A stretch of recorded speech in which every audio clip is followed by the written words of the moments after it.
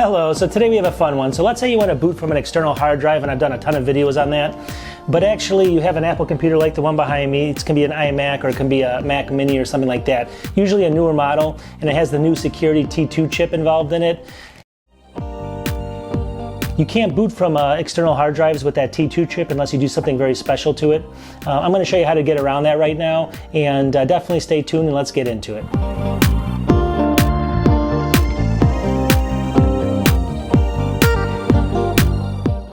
Alright, so if you watched some of my videos before, you probably realized that I do a lot of videos about booting off an external hard drive for Apple computers.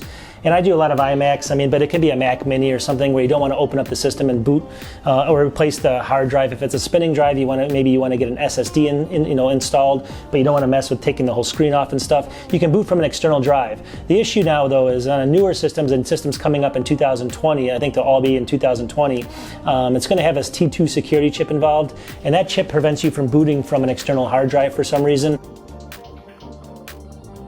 There's some reasons why, but basically it does have that built into the security. So the T2 chip, basically, it's a security chip, and it's made for like helping with your fingerprint reading, and it kind of marries, it's soldered onto the motherboard, so it makes sure that different components can't basically work without having that T2 chip involved. So it basically protects your system. I'll have a whole video on that later, so that's not that important. But if it does have the T2 security chip, it won't allow you to boot from an external drive.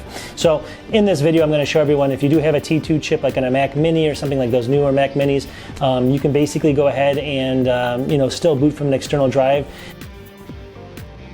And definitely check out my other videos. I show people on how to boot from NVMe drives and a whole bunch of SSD drives that are external and get way better throughput on their on their hard drives. But long story short, this video is more about getting around that T2 chip issue where you can't actually boot from an external drive. So I'm going to go ahead and show you, number one, how to check to see if you have the T2 chip for security. I think most of these older iMacs don't, again, but basically they're going to be starting next year or later this year for sure. All new computers are going to have this soon. Some of the computers have them right now, but you can definitely check. I'll show you how to do that. And if you do have it and you want to boot from an external hard drive, I'm going to show you here, and it's going to be like a 2-second process, maybe a minute or two process, but on how to actually check for it and then also get around it. So stay tuned and watch my video. I appreciate it. Also, if you guys can help me out really quickly and subscribe, it's going to really help me out. I'm going to do a couple giveaways when I get up to 1,000 subscribers, so that's going to help. Anyways, let's get to the video. Alright, so really quickly, I'm just going to go ahead and go through this really quickly, but it should be very straightforward and easy. I wrote some stuff down here so you can kind of pause the screen if you want to and get some of this information. But basically, the Apple T2 security chip is on the iMac Pro right now, but it's going to be on other Mac models very shortly. But it's on the Mac Mini, MacBook Air, MacBook Pro also for 2018 and over. So if you have a T2 processor, you can check for that. You can go to System Information. So basically, if you go to the Apple icon, there's one way to do it, and then you can basically go to System Information that way, and you can basically open that up, and when you get into here, it's going to look very similar to this, the System Information screen. And what you want to do is you want to highlight over here over the controller icon on the left, or the controller tab, or whatever you want to call it, I guess just controller. And here it says Apple T2 security chip, and it lists the controller information. But basically, if you don't have it, this is all going to just be blank. So if it's blank, that means you don't have the T2 chip. If it has a T2 chip, it'll say T2 chip right here. Alright, so if your machine has the T2 chip, you can't boot from that external drive like we were talking about. So let's say you want to run your OS from that, from an external drive on an iMac or something, you can't do it. What you want to do then is, this is a really easy step-by-step process. Step one, plug in a wired keyboard. You want a wired keyboard because Wi-Fi may not work, or Bluetooth. So go ahead and do a wired keyboard first. Then restart your Mac and hold down the Command and R keys until you see the Apple logo. So again, hold down, restart the Mac and then hold down the Command and R keys until you see the Apple logo. That's step two. Then let go of the keys while the Mac goes through the rest of the special process, the startup sequence. Instead of the regular desktop, that it logs into, basically, it'll bring up the macOS recover screen, and that's the screen that you want. And it's going to have a bunch of options on there, like recovering from Time Machine and things like that. You don't want to do that, so you don't want to do any of those. What you want to do instead is choose the utilities right here.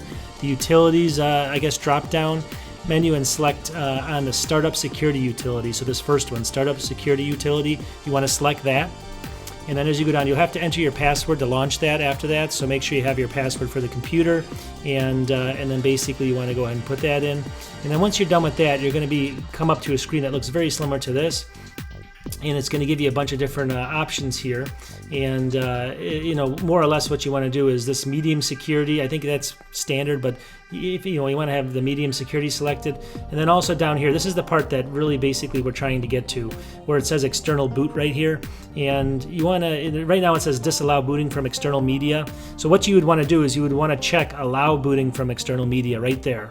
And this is basically where you tell the T2 chip that you want to be able to boot from external drives. So you'd click on this bubble that's not highlighted right here and highlight that one instead of this one. So basically once you do that, you want to click on the red close button at the top, after that, at the top of the left, and then you'll basically be asked about restarting your computer.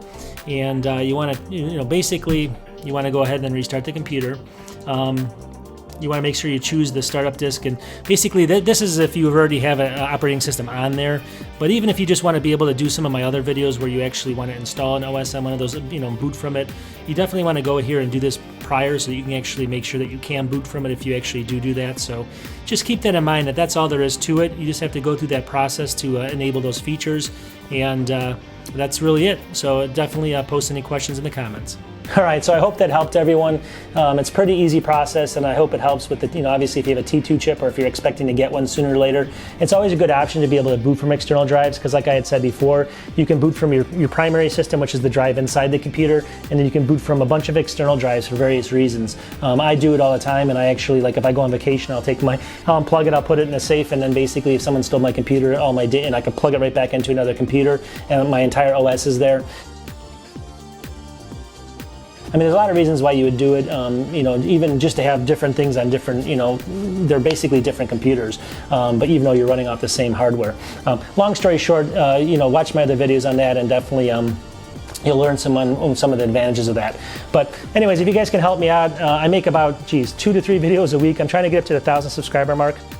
I will be doing a couple of hard drive giveaways when I get to at the 1,000 mark, and since I only have at the most 1,000 subscribers, you can have a good chance of winning if you get into that. So just subscribe. I mean, I know you may not watch all my videos. I do a lot on technology, Apple stuff, and then I do investing too. Obviously, watch some of the investing, because like investing, you need to make money to buy this type of hardware. Finance is not taught in school, so watch some of that as well. Anyways, I'll talk to you guys soon. Take care, and until the next video, peace.